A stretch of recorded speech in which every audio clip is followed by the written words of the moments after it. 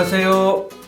네, 오늘은 사무엘 하 말씀으로 우리 하나님 음성 듣도록 합니다. 오늘 본문 말씀은 사무엘 하 7장 1절에서 17절 말씀입니다. 오늘 본문 말씀을 중심으로 인간의 업적보다 하나님의 약속을 의지하십시오 라는 제목으로 말씀 나누겠습니다. 오늘 말씀 1절에 하나님께서 모든 원수에게서 다윗 왕을 안전하게 지켜주셨으므로 다윗 왕은 왕궁에서 편안하게 살고 있습니다 라고 말씀하고 있습니다. 이때 다윗은 12지파가 다 함께하는 통일 이스라엘을 세웠습니다. 그리고 당시 여부수족이 살고 있던 천년 요새였던 예루살렘 성도 정복했습니다. 그리고 하나님의 법궤도 예루살렘 성으로 옮겨왔습니다. 법궤는 하나님의 임재를 상징하고 있습니다. 이제 다윗은 하나님의 법궤를 모실 성전을 건축하려고 계획하고 있습니다. 그런데 하나님은 이 다윗의 성전 건축 계획을 반대합니다. 대신 하나님께서 다윗의 집을 세워주신 것을 상기시켜 주십니다. 하나님은 한낱 목동이던 다윗을 데려다가 왕을 세워주었습니다. 그리고 주변의 모든 이방민족을 물리쳐 주셨다고 말씀하고 있습니다. 나아가 하나님께서는 다윗에게 여러 약속들을 하십니다. 이것이 바로 그 유명한 다윗 언약입니다. 다윗을 왕으로 세우시고 편안을 주시는 것과 어울러서 하나님은 다윗 집안을 한 왕조로 만들어서 그 왕조를 영원히 지키시겠다고 약속하셨습니다.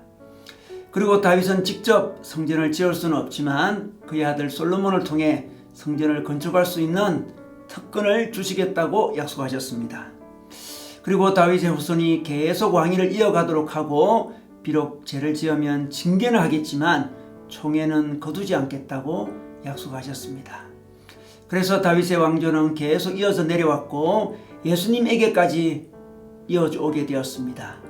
예수님은 다윗의 후손으로 오셔서 우리의 영원한 왕이 되신 것입니다. 우리는 우리의 계획, 우리의 헌신, 우리의 업적을 먼저 생각할 수 있습니다.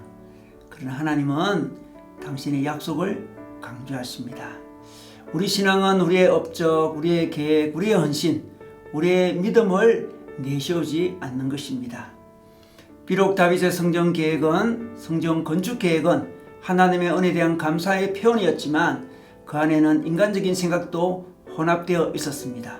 우리 인간은 건축물을 통해서 어떤 업적을 통해서 자신을 가시하고자 하는 속성이 있습니다.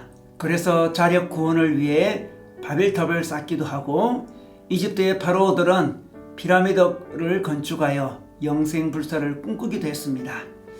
중국은 만리장성을 쌓아 전쟁을 인간의 힘으로 막아보려고 했습니다. 다윗의 성전 건축도 인간의 종교적인 욕망이 개입할 수 있었습니다. 지금 다윗은 정치 경제적으로 안정되어 있었습니다.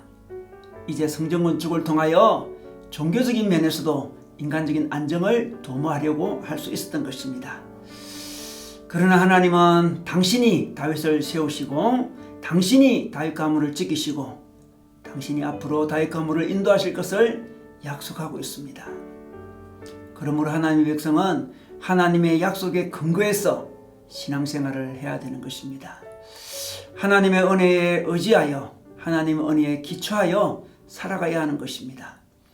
혹시라도 자신이 하나님을 향한 어떤 헌신, 어떤 업적이 자신의 신앙의 기초가 되지 않도록 해야 됩니다. 만약에 업적이 신앙의 기초가 된다면, 업적을 의지한다면 우리는 실족할 수 있습니다. 그 업적이 이루어져서 교만해질 수도 있고 그 헌신이, 그 계획이 실패하여 낙심할 수도 있습니다. 우리는 우리가 헌신할 수 있는 것도 어떤 업적을 이룰 수 있는 것도 하나님의 은혜임을 알아야 합니다. 우리는 하나님 앞에 사람 앞에 자랑할 것이 없고 마땅히 할 일을 할 뿐이라는 마음제세로 임해야 하는 것입니다. 그리고 하나님을 위해 눈에 띄는 어떤 업적이 없어도 결코 낙심하지 말아야 됩니다. 우리는 늘 하나님께서 우리에게 베풀어 주신 은혜에 감사하며 살아가면 됩니다. 하나님의 약속을 믿고 그 약속을 의지하여 주어진 일에 최선을 다하면 되는 것입니다. 다윗은 성전 건축은 못했지만 성전 건축을 위한 필요한 재료들은 거의 다 마련했습니다. 그것이 바로 하나님께서 다윗에게 맡긴 사명인 것입니다. 우리도 하나님의 주인 되심을 인정하고 하나님과 함께 동행하며 사는 것이 신앙임을 알아야 합니다. 우리가 하는 일은 오직 하나님과 함께 하면서 자연스럽게 일어난 일이지 우리의 업적은 아닌 것입니다.